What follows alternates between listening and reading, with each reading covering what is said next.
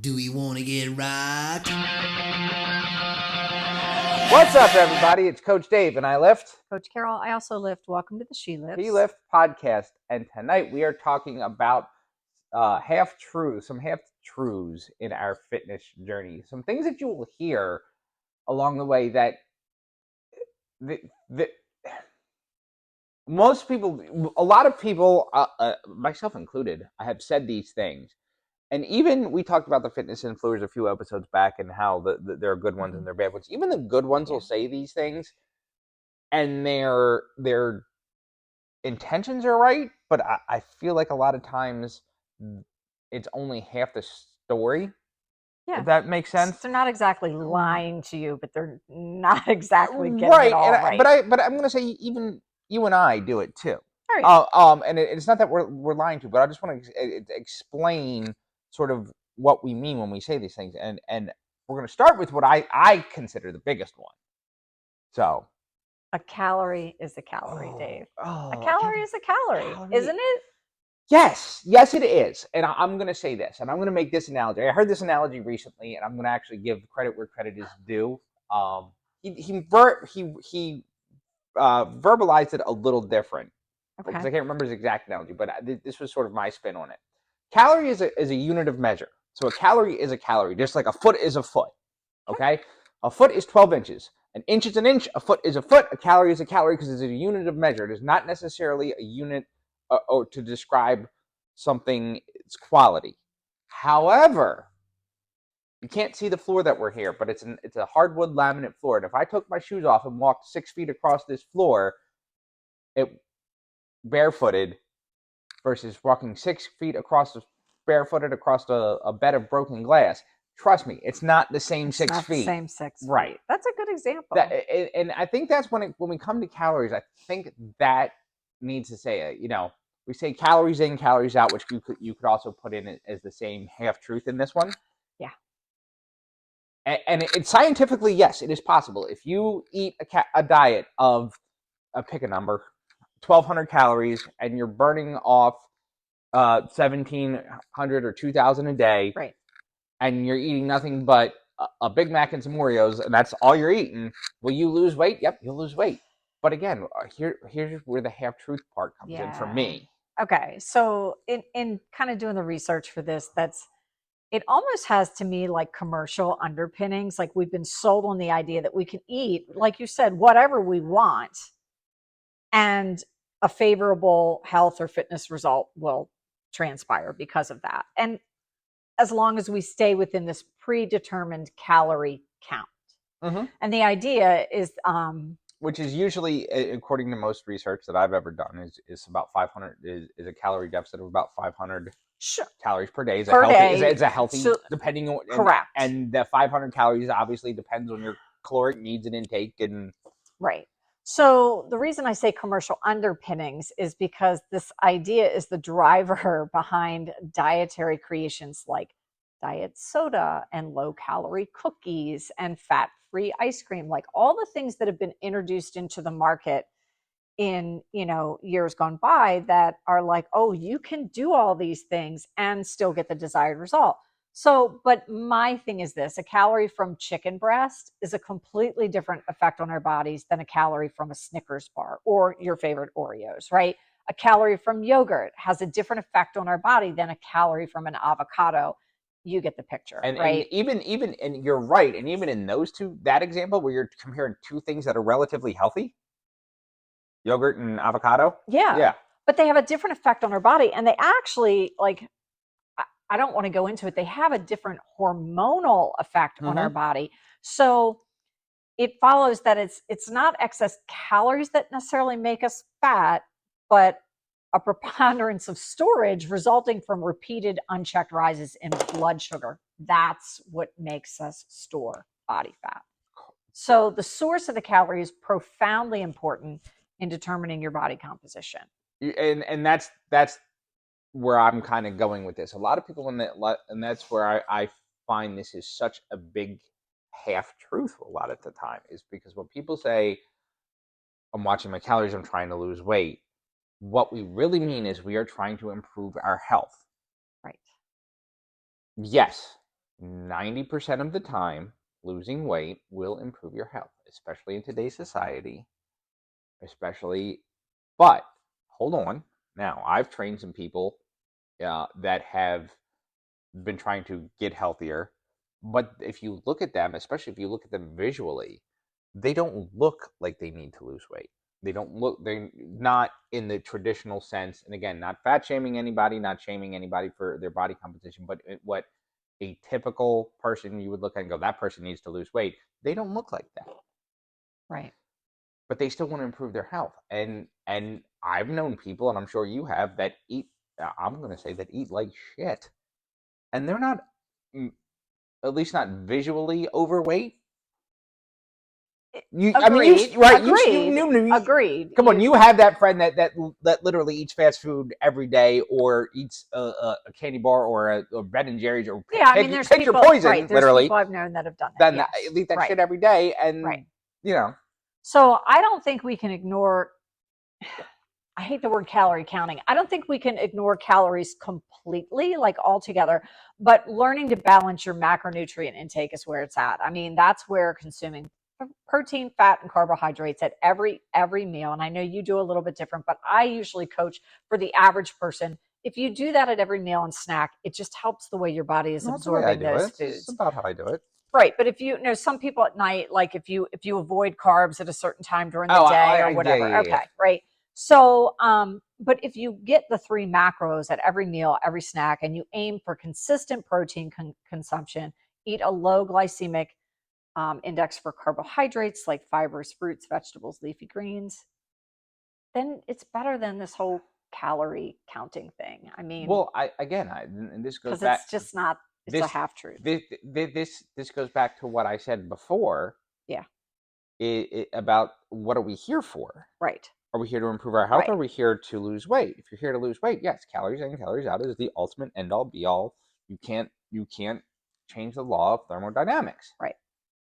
So, however, again, and I'm gonna almost put it this way: drive your car downhill versus driving your car uphill. Yeah. What's going to require more energy? The uphill. Right. Exactly.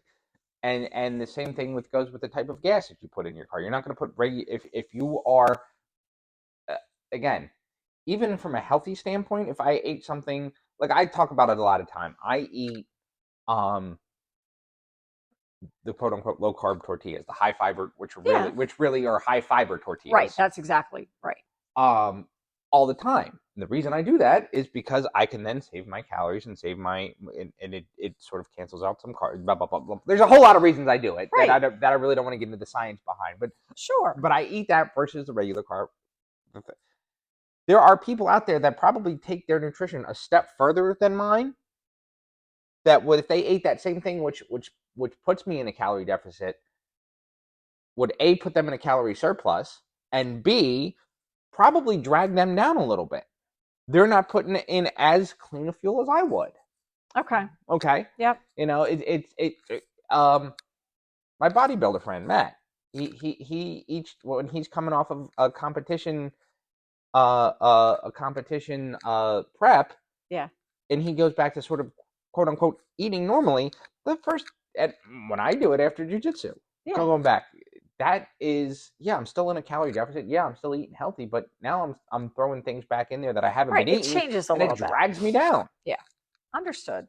So this idea that a calorie is a calorie, or calories in, calories out, is the only thing. And again, I really feel for most people in our, and I hate using this term, but our Western society, that we do eat a lot of processed food. If we focus on the quality of food that we're getting and not necessarily the calories, we will be in that calorie deficit. Yep. So got it. Here's another good one. If you do sit-ups and crunches, you're going to get a 6-pack. So that is so no matter how you say this one, and because you can even go the other way, sit-ups and crunches won't get you a 6-pack. Okay. That is a half truth, and really the truth is sit-ups and crunches. The way I would say it, sit-ups and crunches aren't going to get you a flat stomach. Okay, flat stomach is going to come from lowering your body fat percentage generally. And I will say that because I have seen and athletes, especially strength athletes, who have what no one would consider a flat stomach, who look like with a shirt on they would have almost a beer belly, and then they take their shirt off and they have a six pack on their beer belly. Okay. Abs are a muscle just like everything else. Correct. Okay. If we want to get our biceps to show, what do? You work it. We start doing some bicep curls. If you want your abs to show, yes, you have to. Your nutrition is going to come into that, but at some point you have to train your abs. Now, someone could also make the argument that, again, the way you just phrased that statement, that sit-ups and crunches are not the best way to train your abs, and that I would even argue is slightly more true. However, again, and I'm going to use my lovely co-host here as an example, who has a relatively flat stomach.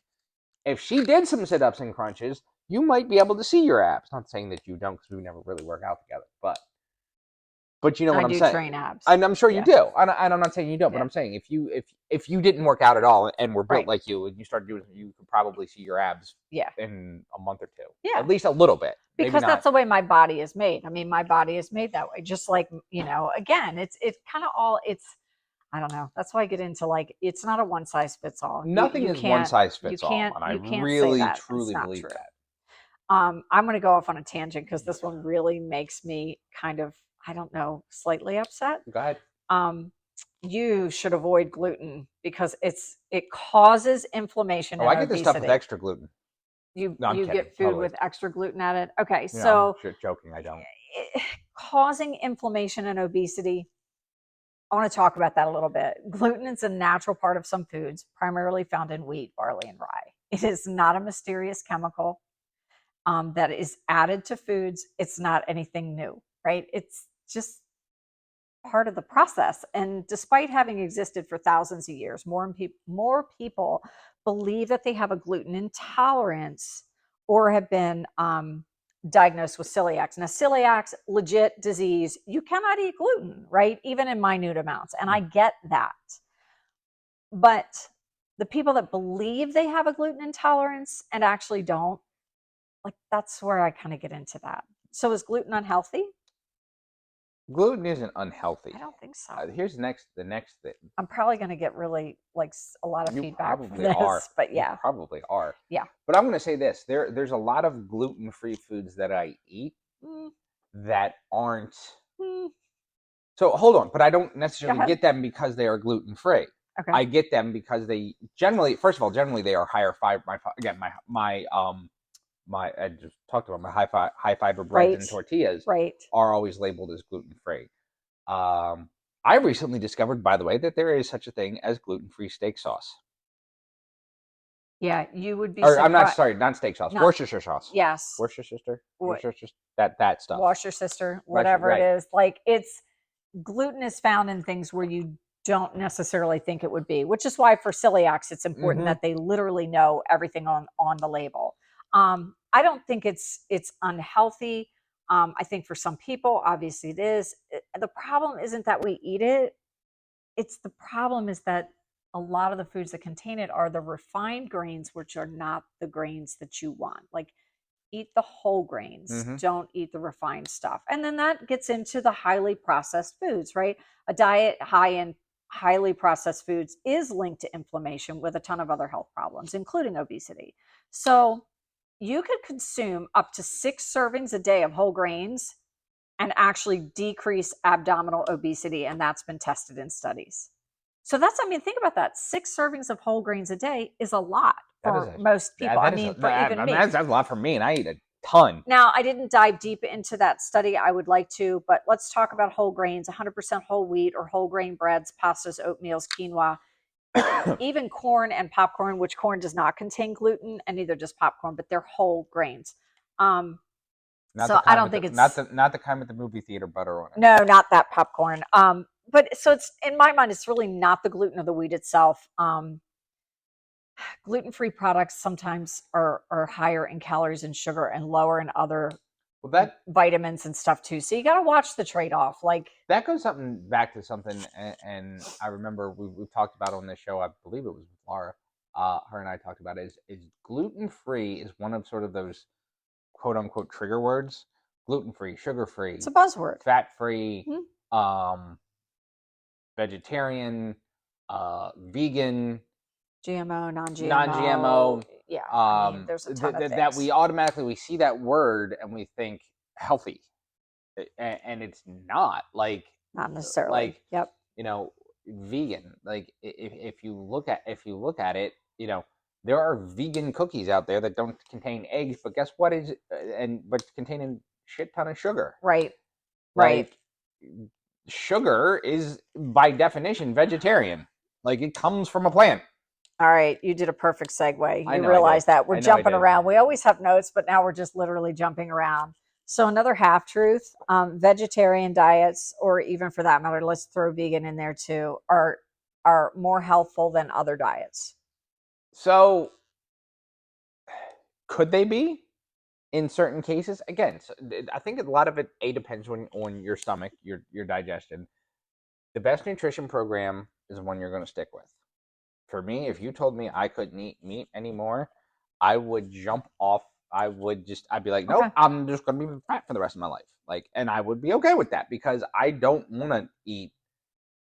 Like, I don't like plant-based meats. And even before plant-based meats existed, if you remember back in the day when we had soybean burgers and quinoa burgers and quote unquote veg. Okay, I can actually get down with those. The black bean burgers and stuff like that. The ones that are actually vegetables, I can get down. Yeah, that are actually just mashed up vegetables that they mash. No, I want my burger to be a burger. Okay, but I'm a huge meat eater too. But I'm just saying I can get down with a black bean burger. But see, so again, the half put bacon on it. That would be the best thing ever. I'm going to eat a black bean burger with bacon. That is perfect. I shit you not. I know someone who did that. They would again. This was before vegans, so this is probably like the mid '90s.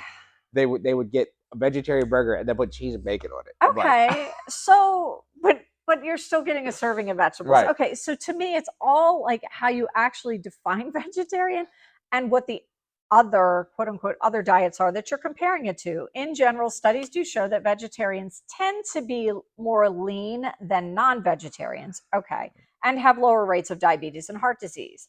They tend to outlive the general population, but they don't outlive health conscious people who are not vegetarians. Well, right? So to me, it's again the overall composition of the quote unquote diet, rather than just the absence of meat. So someone who eats, this is not necessarily vegetarian, this would be more like, other methods of eating. But if you eat fish, chicken, beans, nuts, lots of fruits and veggies, it's certainly better off than a vegetarian who's just eating sweets, processed food, French fries, and meat substitutes. Like, you know what I mean? So you have to think about what you're eating. Right. And that's the thing. Like, again, go back to, if we're talking strictly vegetarian, potato chips are vegetarian. Oreos are vegetarian. Those are they? They are. Have you ever seen meat in Oreo? What kind of Oreos are you getting? I don't know. Okay. Meat Oreos. Ugh. That's my next millions. There you go. Nope. That's it. Anyway. I hope that isn't your retirement plan. Hope I get rich. Anyway, no. But no, my point is, any quote unquote diet, and when I say diet, I'm talking about nutrition. Right. Okay. Not a diet as a quick fix, but any diet is healthy, as healthy as you want to make it, whether it is a plant-based diet, whether it's a vegetarian, whether it's a true vegan diet, or whether it's a diet that includes meat. I can eat meat and eat fatty beef and bacon and fried chicken and whatever, and not be as healthy as someone who's eating a healthy vegetarian diet, and then someone who's eating not a non-healthy vegetarian. And yes, you're right. Studies show that vegetarians tend to be more health conscious. That's why they made the decision to become a vegetarian in the first place, is most of them were health conscious. Very few people just said, "Oh, I don't like very few people say I don't like the taste of meat." or they do it for ethical reasons. Well, there's a few people that do it for that, but even those I feel like are further between. Yeah, I just think that there's, again, that's just a half truth, that you can't say that that's more helpful, because it's not. It can be actually pretty unhealthy. I like this one. Go ahead. If you eat or drink, fill in the blank here. Eat or drink, fill in the blank, to detox your body and lose weight. Eat this, whatever it is, drink this, whatever it is, and you're going to detox your body and lose weight. So why is it half true? And here's the thing, is because if you take just the statement at face value, drink, eat, whatever, and flush out your system, flush out your colon, flush out your bowels, flush out your stomach, whatever it is, yes, you will lose weight. You will lose weight in the short term, and you may even keep some of it off. You might. Okay? If you are, and I've seen people do this, where let's say they're completely deconditioned, unhealthy, not eating, and then they start, and at the very beginning of their fitness journey, they start in some sort of detox, colon cleanse, whatever it is. They lose 10 pounds in 3 days.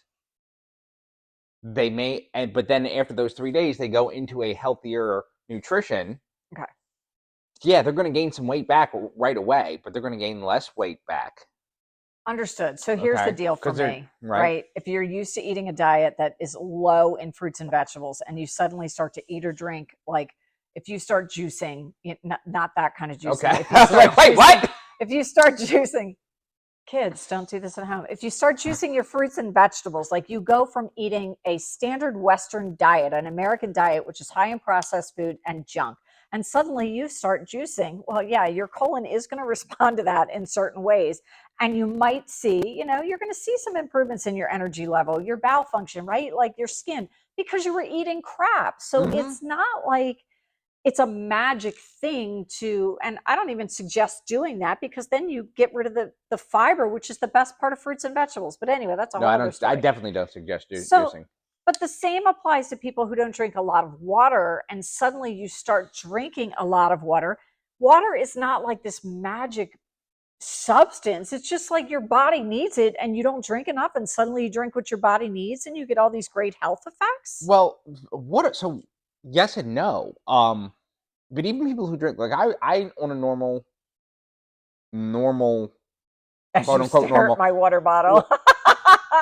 Well, just to give you some perspective, though, so this is what I've been drinking water out of all day today. All right, this is by my count number 11 today. Okay. So typically I drink about a gallon of water, something close, maybe 1 or 2, something in that side. However, because I'm getting ready for a match, I'm cutting weight. Right. So my water intake has up. However, my weight is continuing to come down because I am flushing out my system with extra water. The other part, so let's take that part out of it. So it is, and again, we talked about the magically eating and drinking. Yeah, I'm cleaning out my colon and my much slower. Now again, when we first made this statement, we were talking about usually it's some sort of a pill or a potion or something like that you take in with it. Yes. Bad word, but it's usually something you take and really like cause. I mean, for lack of a better way to say it, you're gonna hit the bathroom really hard for a day or two. Yeah. Okay? I'm not necessarily. I mean, I'm peeing a lot, but I'm not necessarily like evacuating. I was going to say, I don't think we need true details and all of this. But I have to pee a lot. But other than that, take away someone who is not drinking a lot of water, but is still drinking. You still have to drink stuff throughout the day. Right. Now you start drinking, that gallon of water, your stomach gets full. You're not getting as thirsty, so you're not reaching for that soda or juice or milk or any sort of calorie-laden drink. And now all of a sudden, you feel better because you're in that slight calorie deficit. Your body's starting to burn more fat. All right, so there's no magic foods. We've talked about that over and over. It doesn't matter which fruits or vegetables you put in your detox smoothies or your water. Fruits, vegetables, and water all promote what is your natural and original detox system in your body, which is your liver and your kidneys, right? If you give yourself healthy nutrition and you drink your water, those things work better, okay? Detox, it's a misnomer. There's really People can come at me. There's really no such thing as a detox, in my opinion, and by the research I've done. A colon cleanse or other organ cleanse can reduce weight temporarily, but eventually it's either going to come back. Um, you know, think about a filter in a swimming pool. You can clean it, but it's going to get dirty again, right? Like, I mean, it just will. It just will, right? So that's a little bit of a half truth. This one, I think you ought to start that one off. Comfortable workouts are enough to achieve results. So, in the beginning, yes, absolutely. If you are not exercising and all of a sudden you come and you walk on the treadmill for 30 minutes a day in the first 2 weeks, yep, 2 to 4 weeks, you are going to lose weight. You'll even build some muscle, okay? Because now your legs are working more than they were. You come into the gym and you start moving some weight machines and just get in front of a circuit machine, a pin-loaded circuit machine, and start chest pressing or shoulder pressing or biceps or rowing. You will lose weight, build muscle. Okay, it's if you are lean to start with and have you will see muscle definition in the first 4 weeks. But what if I never want to get uncomfortable? What if I just want to keep doing the same thing all the time? Here's the thing, and this is one of those, and again, that was the half true part. I have a boss, and I know it's not his quote. I want to say it's Tony Robbins' quote, but it's not someone I'm familiar with. But he always used to say, "You need to get comfortable being uncomfortable." Uncomfortable. And anything that changes you is going to be uncomfortable. And Sure. I'm sorry. Anything in life at some point is that is going to cause you to change and grow. Even the process of growing, physically growing, there's a term, growing pains. Okay, that term exists for a reason, because we've all seen. You have children. I have children. They'll say, "Oh, my legs hurt. My arms hurt. And they'll point like in the weirdest places." It's because growth plates are shifting and it's uncomfortable. Yep. So I don't know. It kind of goes back to, there's an entire industry built on this half truth, right? What? The comfortable workouts. Like, think about, remember when they came out with like the shake weights, the weights that you just hold, and they just like, and now, okay. Hold on. But even that in and of itself was a half truth, because there is some science behind that. There is some science behind it, but again, it's going to come to a halt. So there's also some hilarious comedy that ensued. I'm sure there is. Well, I mean, but there's like, they have plates that you stand on, and it's a vibration plate, and it vibrates at such a high speed that, the theory behind it is that you're just, to stay mobile on it, you're tensing your muscles. And if you're tensing your muscles, they say it's like the equivalent of a couple thousand sit-ups or whatever. Okay, is that true? Yes. Now, can you do that forever and continue to lose weight or body fat? I would be inclined to think no, because it goes back to what we've talked about before, which is, if you don't change something, your body adapts and eventually stops responding to that stimulus. All strength training, all things in fitness are about, there's a mechanism in your body called the adaptation response. Right. It's the same response that if I move to northern Montana, my warm-blooded ass would suddenly start getting used to the cold. My body would also have a harder time. Believe it or not, this is true, and there's research up to this. If you live in a colder climate, your body wants to insulate itself more than somebody who lives in a warmer climate. That's it. I'm moving south. Hey, but seriously, if you've ever done it, and I'm not sure how often you weigh yourself, but if you weigh yourself consistently, generally where we live in northern Maryland, southern Pennsylvania, where it's climate, usually sometime in mid-March, your body will suddenly, my body anyway, will suddenly start very quickly, for like a week or two, losing weight. Okay. And I'll go from like 180 pounds to like 175 pounds because my body doesn't need to insulate itself anymore. Got it. Okay. Well, and this with like the shake weights or, you know, any device that markets itself to like you really don't Oh have my to God, do the shake anything. weights. Okay.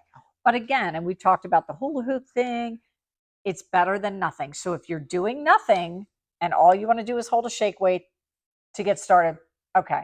Well, It's not you totally can't just untrue. sit there and Take the hula, hold the the shake weight. hula You hoop. have to move it. Right, but you know what I'm saying. The hula hoop thing, again, if you go from absolutely sedentary to doing the hula hoop thing, are you going to see some results? Sure, you will. But again, it's that adaptation response. And you know that you've got to make changes. Walk faster, change the incline, lift heavier, more volume, So whatever it looks like. and I'm going to say this, and this is the one we don't have a whole lot of notes on, because this is something that because you brought the shake weight up, I'm going to throw this in there. And this is something I hear a lot, and I'm going to pick on this one particular example because I hear this a lot from, and I'm going to say from fitness influencers and fitness celebrities who are reputable and know what they're talking about for the most part. Okay. Okay. And that is things like the shake weight. So the idea of the shake weight is that not only are you lifting the weight, but now that weight is unstable, so you have to sort of hold it tighter to keep it from moving. Okay, it's the same sort of principle as if you do, let's say, squats on a Bosu ball or on a balance board. Okay, it's that same sort of principle where you have to stabilize your core in order to keep yourself weighed. Now, the quote unquote bodybuilder fitness influencers will say, well, that's not going to build any more muscle. And they are absolutely right. It is not going to build more muscle. But what are we training for? Are we training to build muscle? Are we training to get big and ripped or jacked or lean or shredded or no? Pick your buzzword. Or are we training for overall health, mobility, and stability? And if we're going into the mobility, stability, balance, athletic endeavors, that core function, that standing on trying to do a single leg RDL on a balance board is incredibly useful. Understood, but I would not call that a comfortable workout either.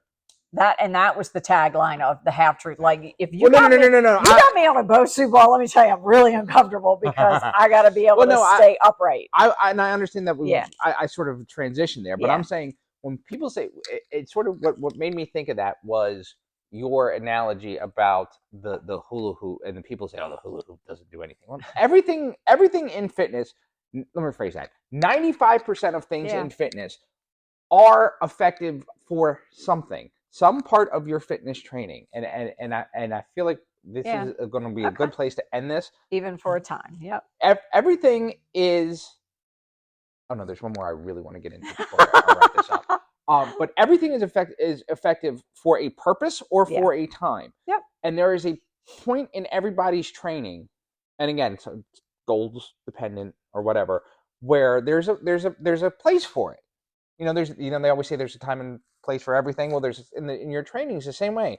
There's a time where, again, heavy lifting comes into play. There's a time where lower weight, higher reps comes into play. There's a time when cardio comes into play. There's a time when high intensity cardio, depending on your thing. So there's always a place for just about anything.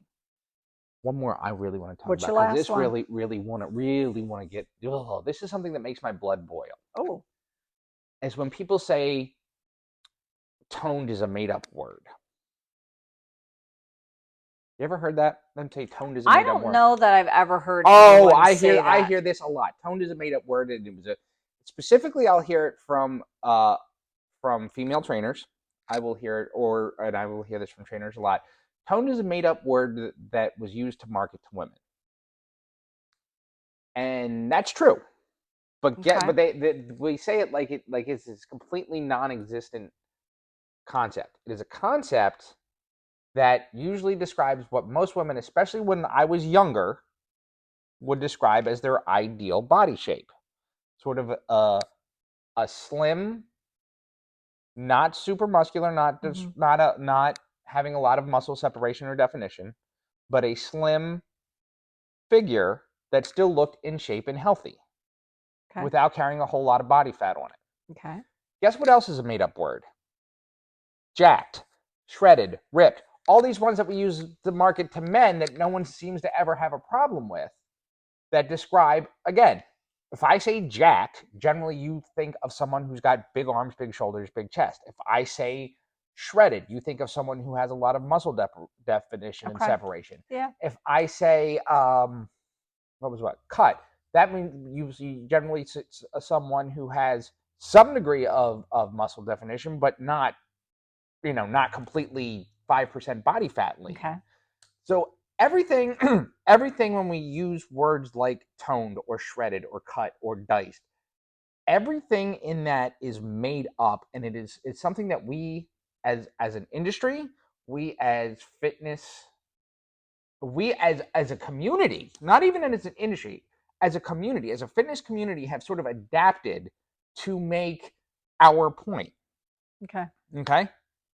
That makes sense? I'll buy that. And that's why when someone says I want to be, that's when I hear trainers say, "Oh, my clients say I want to be toned," and it drives me nuts because I don't know what they mean. You know exactly what that means. Yeah. You know exactly what that means. It means they don't want to have fat hanging off their bodies, and whether it's around their midsection, the back of their arms, their legs. We know what it means. Is it sort of a slang? Yeah, it is. Everything that we use in when we use words like that is made up. It's just like when we were younger. We used to describe things that were quote unquote cool as radical or bodacious or shit like that. Right? Yeah. And now what the kids say, they have their own sort of made up words. Yeah. Okay. I'll buy that. Okay. So that's my rant to end the show this week. Anyway, half truths. And the fitness industry, and I think a fitness industry, your fitness journey is full of them. So this is where I think education comes into point, and not education, and seeking out help and seeking out someone who's going to resonate with you. Yep. Can you get a six pack abs by training your abs? Yes, but you also have to have your nutrition in check. Can you get a 6-pack abs by having your nutrition in check? Yes, but you also have to train your abs. Can you lose weight or build muscle by having a light, comfortable workout? To some extent, yes, but at some point, how much muscle you're going to build is going to have a direct correlation onto the intensity and uncomfortability of your workout. All of these things that we talked about tonight, you will hear, but you have to remember, what is your goal? Is your goal strictly to be big or lean or to lose weight? Right. Or is your goal, like we always talk about, to improve your quality and longevity of your life? So think about that next time you hear something that you're saying, oh, but that doesn't sound exactly right. Think about that. What is the context and what is the goal? Yeah. So that's all we have for this week. Join us next week when we are going to dive into a subject.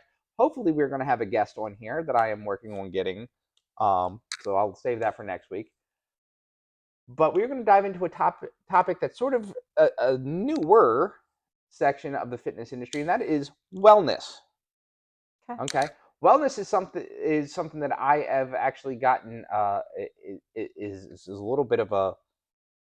Everyone thinks I'm the gym guy, but I'm actually very much into the wellness, both physically and mentally. So I'm very excited to be talking about this topic, and it goes along, I think, with a lot of the things that we talk about here on the show. Agreed. And even the place where we record this podcast, our owner is actually very, very much into this.